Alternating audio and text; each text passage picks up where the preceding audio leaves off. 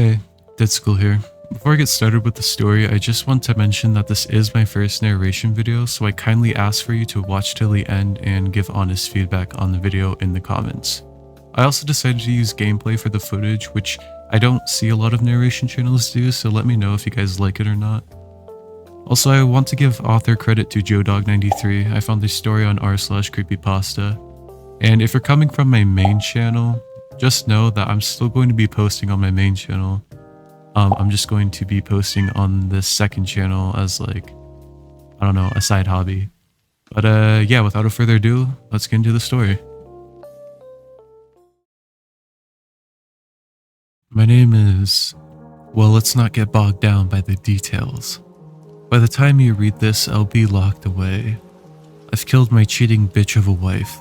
Now I know what you're thinking. By the sound of that last statement, I must be some kind of deranged lunatic. Mommy was a whore and Daddy was a raging drunk who staggered home every night and beat us senseless. This dysfunctional family is surely the breeding ground of psychopathy. Sorry to disappoint, but it couldn't be further from the truth.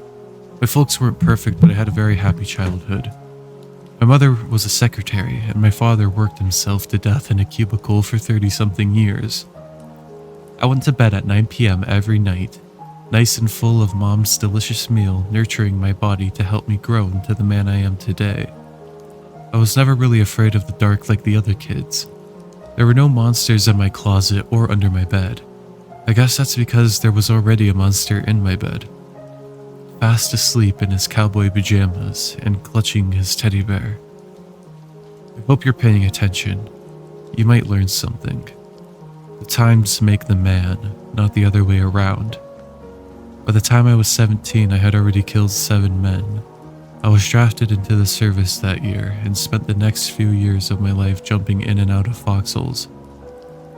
I saw 2 of my best friends die right beside me. There was an artillery barrage. We were all laying down with our heads in the dirt. The next thing I knew, everything was on fire and my friends were gone. Just 1 month shy of when we were supposed to get home. My father always used to tell me, "You'll see, son. A little bit of hard work and a lot of sacrifices pay off in the end." I sacrificed a lot for my country. Went partially deaf in one ear, lost to my spleen, shattered my pancreas. And what did it get me? Night terrors, flashbacks, paranoia, and a job in my podunk little town at a gas station. Who would have thought shooting an insurgent half a mile away from me with a rifle during high wind wasn't an applicable work skill? Go figure. It wasn't all bad. At least I had my high school sweetheart. We married as soon as I got back home. Never got a chance to do it before. It was great. For about 6 months. It's hard to say where exactly it all went wrong. One minute we were happily married and couldn't get enough of each other. And the next, we were vying for the front door. Our marriage counselor suggested taking a vacation together to try and restore the fire in our relationship.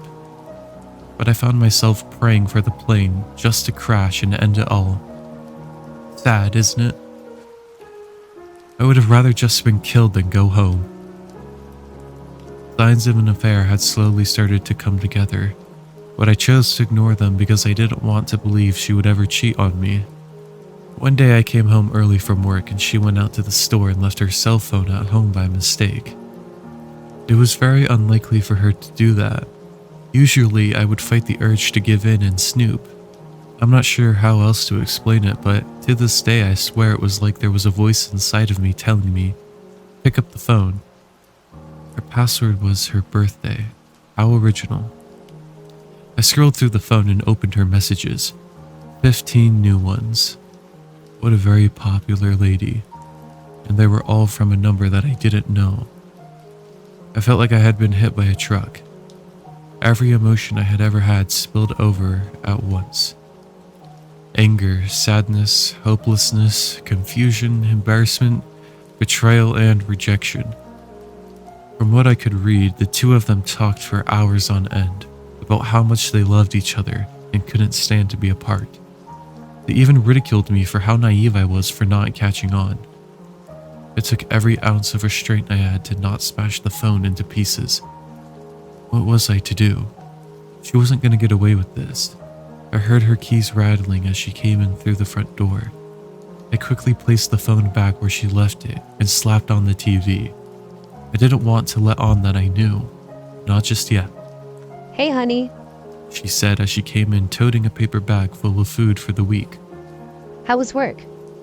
It was fine, I answered as I was randomly surfing through the channels. Boring as usual. Sometimes boring is a good thing, babe. Screw her, calling me babe like everything was fine and dandy. I began to wonder if she called the other guy babe or honey or had any little pet names for him. She was skimming the pockets of her blue jeans, looking for her cell phone. "Oh, you left your phone on the table over there," I pointed out, eager to see her reaction. Her face hardened with apprehension as she hustled over to the table and picked up her phone. Oh, so that's where I left it. She tried to fake a smile as her voice quavered with angst. "Your phone beeped a couple of times. I think you have some messages. Everything okay?" Yeah, it was nothing. Everything is great.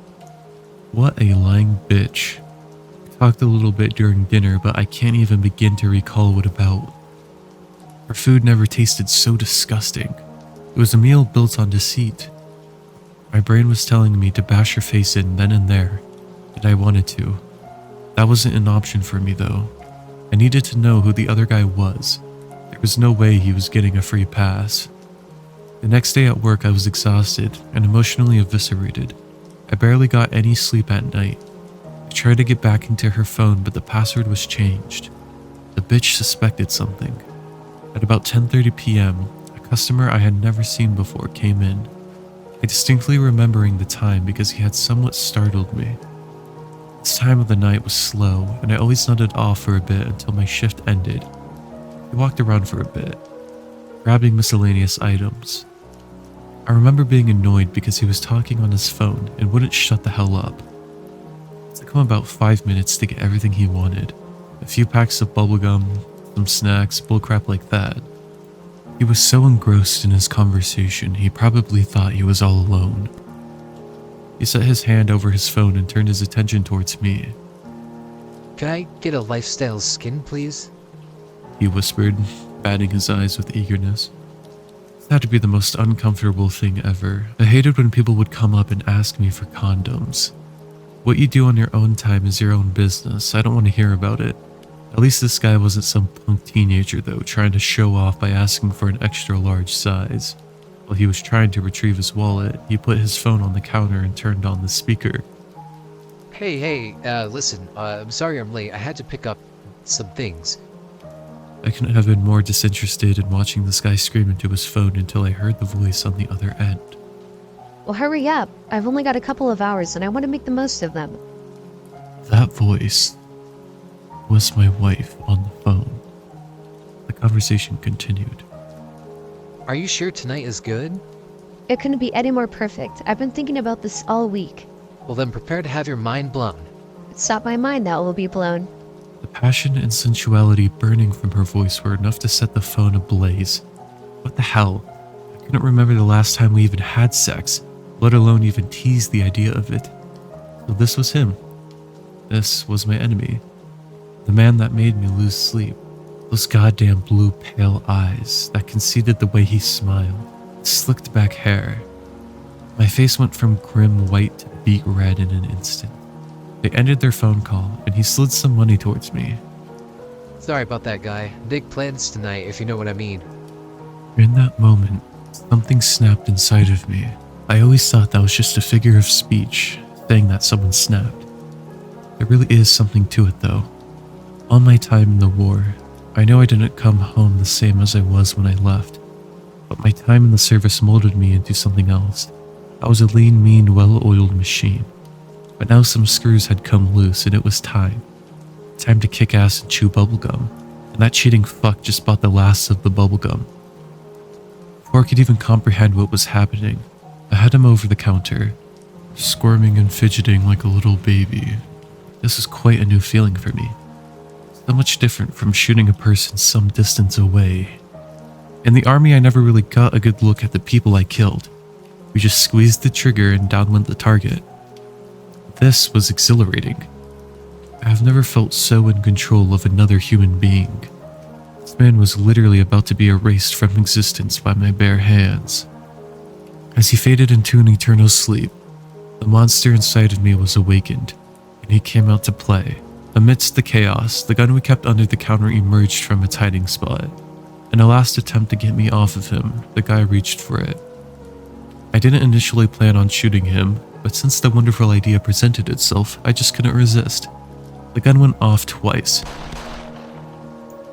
Where was once the face of a man now lay a disturbing brew of blood and brains. I sat there for a minute to catch my breath, stewing in the mishmash. The calmer I got, I started to double think my actions, but there was no turning back now. I locked up the gas station and tried to come up with my next move. Nobody saw him come in, and no one needed to see him on the security cameras either. I hurried to the back room. The surveillance setup was by no means state-of-the-art. It still recorded onto old VHS tapes. The only negative thing about those is, sometimes the tape gets eaten. I could make the footage for the whole day disappear, and it would come off as nothing more than a sad coincidence. With the video proof of what happened taken care of, there was only the matter of disposing of the body, and the car that he arrived in. Something clicked in my mind. The old logging road in high school, a lot of the kids would go out there to fool around. I would be a perfect spot to dump the evidence. Maybe just go a little bit further into the woods. I hid out in the gas station for a couple more hours until I was sure no one would be around. Finally, it was about an hour or so later when I decided that if I was going to move, it had to be now. My wife would eventually be home from her extracurricular activity. I'd start to wonder where I was. I packed up the body in the trunk of the car he arrived in and headed out. I debated getting rid of the gun too, but decided to leave it behind. It was right where it was, like always. Nothing out of place. Geez, this guy's old car had seen better days. A 92 Taurus. This was the most uncomfortable ride I had ever taken. Stomach churning anxiety excluded. At least the black box was out of the question. When I was sure I had gotten deep enough into the woods, I wiped the car down and tossed the keys as far away as I could. This guy's final resting place was the trunk, and that was the way it was going to stay. Now began the journey home. I didn't think this part through too well. I arrived back home about 45 minutes later. My wife ambushed me with questions as soon as I made it through the door. It was like she just wanted to start a fight. She sat there alone in the dark for God knows how long, waiting for me to come home. Where the hell have you been? She howled at me, clearly holding back tears. She missed someone all right, but despite the words coming out of her mouth, it wasn't me. I rubbed my eyes and headed into the kitchen for a beer. My car broke down at work, I assured her. I'm sorry I'm late. You could have called me, you know. I could have come and got you. The conversation went back and forth for a couple of minutes. My cell phone died. I didn't even have to think about that one. Whatever questions she came up with, I seemed to be able to talk my way out of it. It didn't even feel like me. It felt like someone was guiding my hand, pulling my strings and providing the script for me. I just delivered the lines and threw in an ad-lib or two now and then. And what about the gas station? Why couldn't you just use their phone? She had to go there. Oh, son of a bitch. Enough already with the questions. A damn rat or raccoon or an animal of some sort chewed up the phone line. I kept warning everyone when we first found those droppings, but no one listened to me. As I took a moment to catch my breath, she wiped some tears away from her face and continued. I don't know what your problem is lately. I'm concerned about where you were, and you bite my head off for it? Oh yeah? Now I had some questions of my own. This was going to be interesting. Where exactly were you tonight? I was nowhere. What are you going on about? Her vulnerability slowly disappeared, and the walls I had become accustomed to were slowly going back up around her again. Then where's dinner? Checkmate. I threw my hands in the air and motioned towards the obviously empty kitchen. You mean that you were sitting here all night by your lonesome, worrying about me and you never ate anything? Who did my wife think she was fooling? She was a habitual nervous eater and had been known to practically inhale a chicken from across the room. If she was so nervous about me, it wouldn't have knocked the edge off of her appetite. I I got tired of waiting and went ahead without you. Yours is in the fridge. She said. I walked over to the fridge and opened it. That's funny. If I didn't know any better, I'd say you didn't pick up anything and you work at a grocery store. I shut the door and walked over to her and got right into her face. If I were you, I wouldn't quit your day job, hun. You make a much better whore than a housewife. She slapped me square across the face. My neck felt like it was going to twist off. Fuck off and make a goddamn sandwich or something for all I care. Little did she know that I realized what was really going on. She was upset her lover boy bailed on her. Throughout the next few nights, it took every ounce of restraint I had to not kill her in her sleep. It would have been so easy to smother her with a pillow or take a kitchen knife and plunge it into her chest. But the more I thought about it, I liked this idea better. Why give her the easy way out? The one she truly loved was running away as if he had never existed. Should I send her to join him? Nah, she was gonna stay right here with me and wallow in her misery whether she liked it or not. 2 weeks went by and we hardly said a word to each other. I had relocated to the couch by her choice, not mine. If sleeping next to her at night gave her that much displeasure, then I was going to enjoy every minute of it that I possibly could. I wanted to make her miserable for what she did to me. We began to fight over every little thing. A comment over just about anything could set either one of us off. That brings us to today. I was working the night shift. It was the dead hour as usual, so I was taking my much-deserved siesta. Not everyone was built to sleep on a couch, so my naps were becoming more frequent. Suddenly, I was rattled awake. Hello there. Hey, buddy, are you okay? I just want to check out really quick. I sprang back to life. I banged a few keys on the register as if I was never sleeping. Oh yeah, hey there, sorry about that. What can I do for... I couldn't believe who I was looking at. My heart could have come crashing through my chest. Looking at me dead in the eyes was my wife, lover. What the hell? I started to go into hysterics. Hey, hold on there, guy. He puts his hand over my shoulder. Take it easy. I'm sorry I scared you. I just want to buy a couple of things. How could this be happening? I blew his face clean off and left him in the woods. Here he was before me, though, and without a scratch on him. I thought maybe it was a dream or hallucination, but then I never started to wake up. This was all too real. His phone began to ring. He put it on speaker just like last time. Hello? Where the hell have you been? What's taking you so long? Much to my surprise, though I'm sure if you're reading this, you may have caught on by now. That was indeed my wife's voice on the other end of the phone again. Sorry, I'm going as fast as I can. He said. I don't have much time. I have to see you now. You're over at the Valley Motel, right? Yeah, that's where we were supposed to meet last time. There. I'm just stopping for some gas and I'll be Listen right... to me. Don't go to the gas station. I want you to just come straight here. He seemed awfully confused. But... Just do it. I'm afraid to be anywhere alone. I think he knows something. Alright, fine. He hung up his phone and quickly paid for his items. He almost bought all the same things he got that night. Almost. No condoms this time, man? Huh? He glanced at me. Sounds like you got a big night ahead of you with your lady friend, I explained. He didn't seem too pleased by that. Just mind your business, guy, and go back to sleep. I gotta go. My wife was my business. If putting him in the ground didn't stop this torrid love affair, I guess I was gonna have to put her in the ground after all. Now I knew where they were going to be, so it was time to catch them in the act. I borrowed the gun from under the counter one last time, knowing full well this was going to be the last time I needed it. I made it to the Valley Motel faster than the other guy did. I would have thought he would know his way there better by now from his previous rendezvous with my wife. Sitting in my car, I loaded the gun and watched from afar as I surveyed what room he entered. I clutched the gun in my hand. The cold hard steel matched my heart that was now beating for one reason only. Justice. I went over to the door and fired the gun. 2 shots rang out into the night. With the heel of my right boot, the door to the room came crashing down.